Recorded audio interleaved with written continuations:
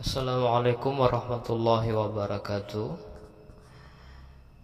Hamdan syukranillah, salatan salaman ala rasulillah wa ala alihi wa sahbihi wa mawalah. Amma ba' A'udzu billahi minasyaitonir rajim. Bismillahirrahmanirrahim. Rabbi israh li sadri wa yassir li amri wahlul 'uqdatam min lisani yafqahu qawli. Shadaqallahul azim.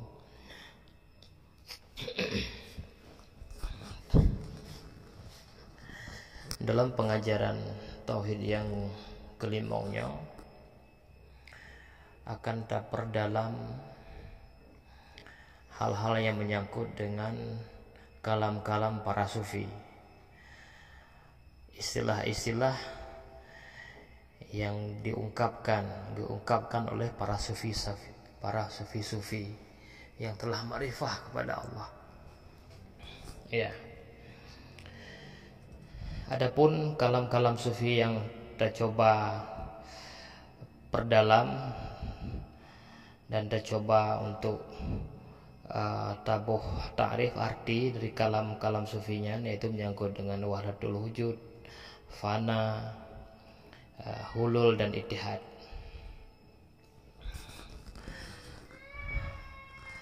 Wahdatul wujud menurut urung yang dengar silapih, wahdatul wujud berarti hanya pengakuan kepada satu wujud, berarti yang sabah wujud. Wadi terpegah sabah wujud berarti yang kepastilah wujud Allah. Cuma wujud yang lain kada nafi kada pegahana. Ya. Tapi bagi orang awam bukan menafikan wujud yang lain. Ketika para sufi berkalam dengan wahdatul wujud, kalam-kalam yang seirama dengan wahdatul wujud, berkesimpulan mereka awam bahwa memang sebuah wujud, berarti orang sufi diikut bahwa wujud makhluknya kam sabah wujud Allah. Tabat makhluknya kan wujud sih. Ya, berarti menyamakan sabah wujud kapasi wujud makhluk bersatu dengan Allah sehingga sabah wujud. Ya, jadi maksud sufinya berarti sufi bersatu dengan Allah. Ini pemahaman secara sekilas pada takalan makna zahir wahdatul wujud. Ya, benar. Tetapi adapun maksud wahdatul wujud yang sebenarnya adalah sabuh kalam yang diucapkan ya di para arifin, ya, pernyataan-pernyataan yang menunjukkan bahwa hanya ada satu wujud, yang lain hana. Karena ketika sidro arifin yang ma'rifah oleh Allah, maka gebi penglihatan batin, basirah, gebi zuk, rasa terhadap hal-hal yang menyangkut dengan ma'rifah, seperti gebi rasa ketika terjadi ta'alluq sifat-sifat Allah yang qadim dan sebagainya. Nah, wate sidul arifin ka gepedu oleh Allah ba makam ma'rifah, maka gekalan di arifin yang gekalan ngemata batin dan gerasa ngan zuk gaknya bahwa ubena makhluknya ternyata berhajat dan bergantung secara berkekalan kepada Allah Subhanahu wa taala.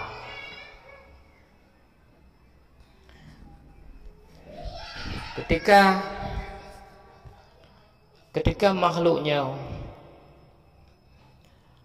hanale bergantung dan berhajat kepada Allah, maka bak dalam kondisi yang ke si makhluknya dinyatakan terpisah dengan Allah. Nyan menan. Jadi selama si makhluknya berhajat kepada Allah, makna berhajat bergantung kepada Allah untuk dapat hidup, untuk dapat kelihatan berwujud, si makhluknya bergantung, berhajat kepada Allah. Berhajat kepada apa? Berhajat akan terhubung selalu dengan sifat-sifat Allah yang qadim. Jadi takluk. Jadi menan gekalan dia orang sufi. Gekalan dia orang sufi bahawa hana akan wujud sebuah makhluk baharu menyohana secara berkekalan terhubung dengan takluk sifat-sifat Allah yang qadim. Jadi lahir wujud alamnya kala na alam semesta, na isi alam, na makhluk, na binatang dan sebagainya lan terkait betul. Nyan na yang untuk mendapati na nyan melalui terhubung selalu, hana putus-putus sedetik pun terhubung dengan takluk daripada sifat-sifat Allah yang qadim. Nah, apabila putus, maka hilanglah kewujudan alamnya. Jadi makna wahdatul wujud adalah sabuh rasa, sabuh penglihatan oleh arifin wate kekalan bahawa alamnya, makhluknya, segala yang baharunya nalah mereka terhubung dengan sumber-sumber kehidupan milik Allah. Sumber-sumber kehidupan milik Allah dan dikendalikan oleh Allah. Nyan menan. Jadi nalah eksistensi makhluknya, keberadaan si makhluknya sehingga jihna udip nya selalu karena terhubung dengan sifat-sifat Allah yang qadim. Hana bisa lihat mahajat terhubung sampai makhluk walaupun hana disadari oleh si makhluk itu sendiri. Hana disadari bahawa getanya agar na wujud, agar udip, agar bisa berkelakuan sebagai makhluk yang secara tidak terhenti-henti sedetik pun terhubung dengan sifat-sifat Allah yang qadim. Berarti sumber-sumber kehidupan sehingga makhluk ini dapat hidup itu berasal dari takluk sifat-sifat Allah yang qadim. Hanalu. Jadi tidak terlepas daripadanya. Ban hana terlepas daripada takluk sifat-sifat Allah yang qadim. Berarti kepekati di orang arifin menyebutkan kita hanalu dengan Allah, mutabah dengan Allah. Hanalu dengan Allah, musabah dengan Allah. Nya kenyan maksud wahdatul wujud.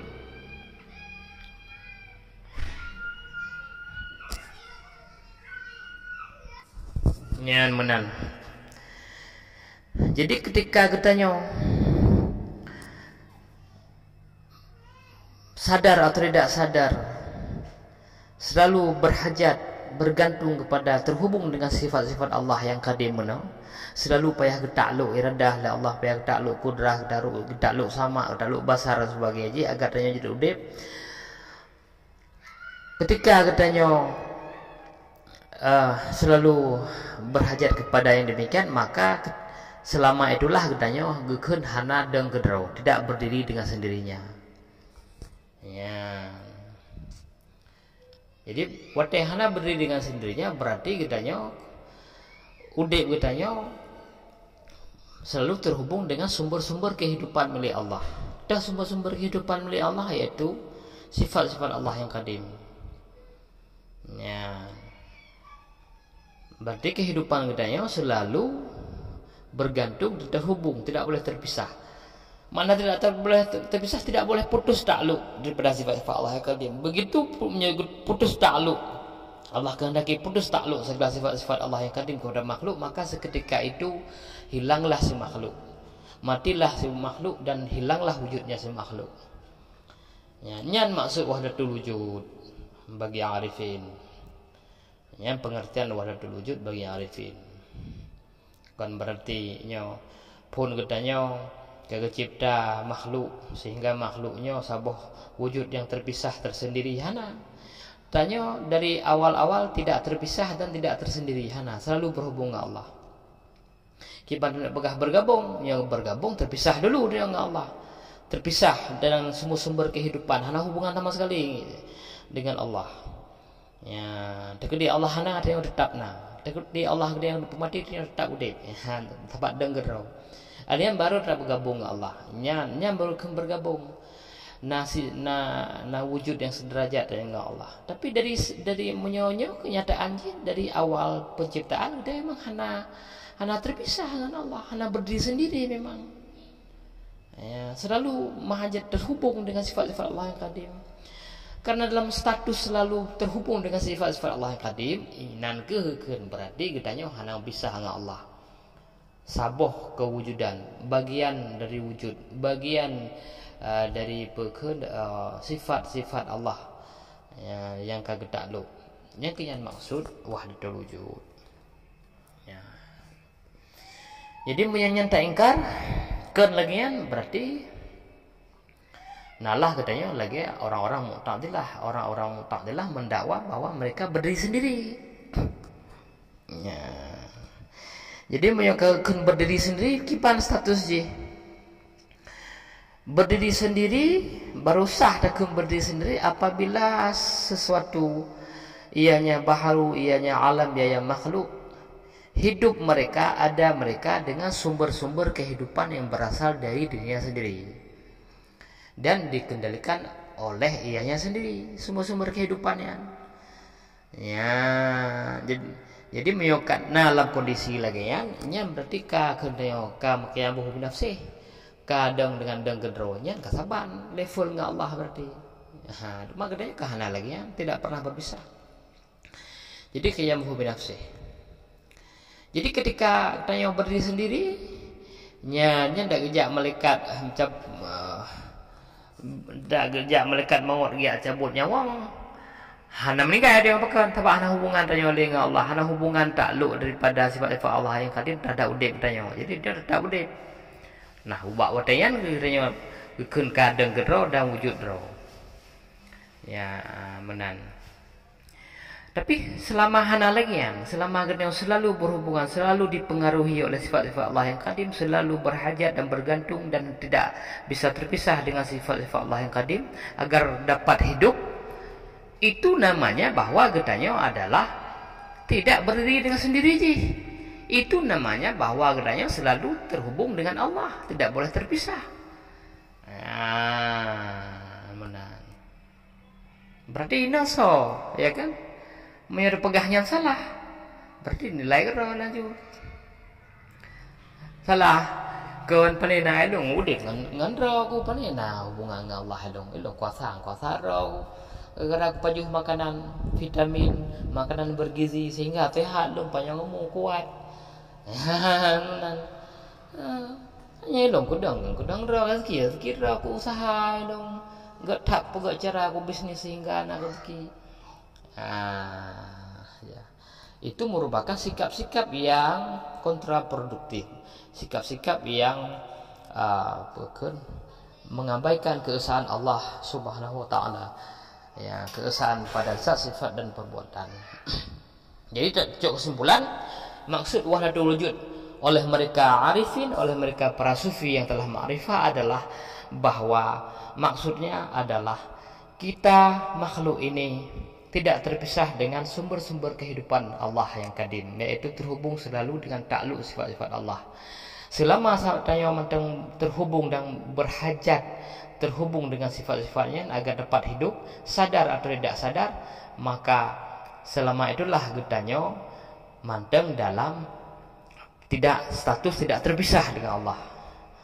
Mana status tidak terpisah? Ya selalu terikat dengan takluk-takluk menang. Ya, yang kenyan makna satu kesatuan kekeun hana terpisah. Yang kenyan maksud wahdatul wujud mereka para arifin, mereka para sufi-sufi yang telah dimakrifahkan oleh Allah. Nyan menan. Nah, kemudian Yang wahdatul wujud adalah sebuah ungkapan penglihatan rasa basirah dari Abu Muhyiddin Ibnu Arabi. Ya, Syekhul Akbar Abu Muhyiddin Ibnu Arabi, dan beliau yang kutub.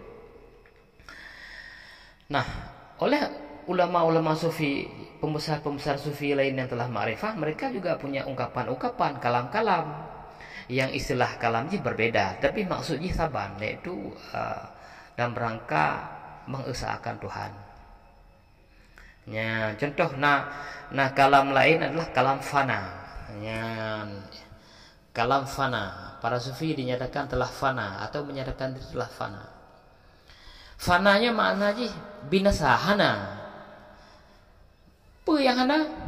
Bahwa hana makhluk yang lagi tanya yang lagi urang awam maksud bahwa makhluknya idang gedroi, usaha gedroi, hana mahajat dengan takluk daripada sifat-sifat Allah yang kadim, hana pengaruh hujih dengan sifat-sifat Allah yang kadim, jadi gedroi mendung dengan sumber kehidupan droi mendung dengan dan mengendalikan secara sendiri sumber-sumber kehidupan ianya. Nyan statement yang lagi yang hana, yang makhluk lagi yang hana, fana. Ya, nya makna fana. Makna fana, hana makhluk yang hana terhubung dengan Allah. Hana makhluk yang denggedro. Nya makhluk yang binasa, mana binasa tidak pernah ada. Yang na gimana?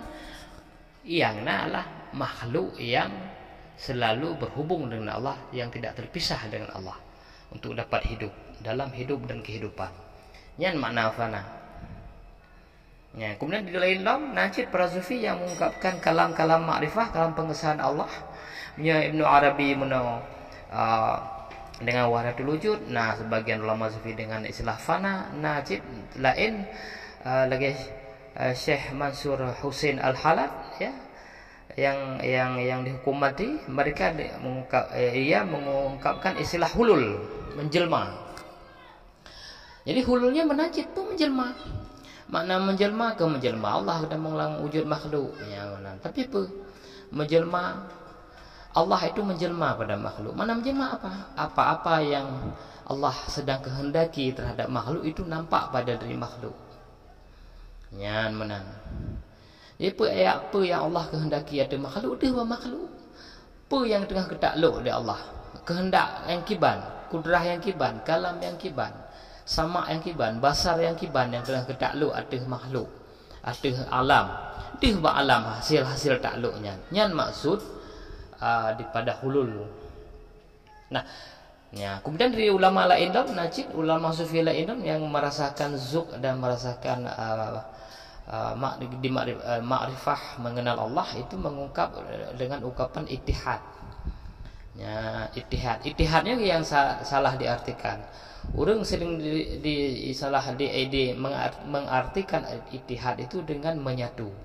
Padahal bukan menyatu, tapi adalah bagian dari kesatuan.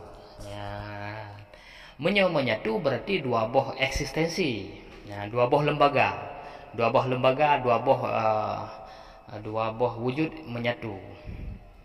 Menyonyo makna ittihadnya kan menyatu. Ngedapati diri ganyan bahwa ganyan ternyata hana.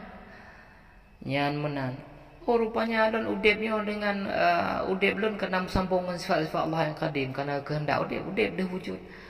Ya, oh, kuasa lun karena takluk daripada kuasa daripada kudrah Allah. Kalam lun takluk daripada kalam Allah dan sebagainya. Yang dari lun tajid, yang dari lun tapudan. Ya. Karena dari lun tapudan berarti menan lunnya bagian dari wujud Allah. Gambar satu dengan wujud Allah, bagian dari wujud Allah. Ya. Beda apa? Bersatu dengan bagian beda. Yang bersatu berarti dua buah pihak bergabung. Punya bagian memang sebuah pihak, bagian jih dari sebuah pihaknya. Yang menan. Yang maksud ittihad. Menan itu bagian daripada kewujudan Allah. Hakikat kewujudan Allah yang wujud Allah, yang untuk yang pudib Allah, yang selalu bisa beraktivitasnya karena takluk dari sifat-sifat Allah yang kadim itu. Hana yang datang dari draw. Karena hana sesuatu pun yang datang dari draw deh, karena nyan Kecil kesimpulan diurnian bahwa menyaunan berarti katanya bagian dari Tuhan, bagian dari Allahnya gimana ittihad. Ya, ujung-ujung di mandum wahdatul wujud fana hulul dan ittihadnya mandum-mandum dalam rangka pengesaan mewujudkan pengesaan kepada sifat-sifat Allah yang kadim. Ya, lebih ke pendalaman kalam-kalam para sufi, istilah-istilah yang terungkap dari para sufi untuk agarnya lebih mufhum ya. Jid no mentang lain kali tersambung tema. Wabillahi taufik wal hidayah. Assalamualaikum warahmatullahi wabarakatuh.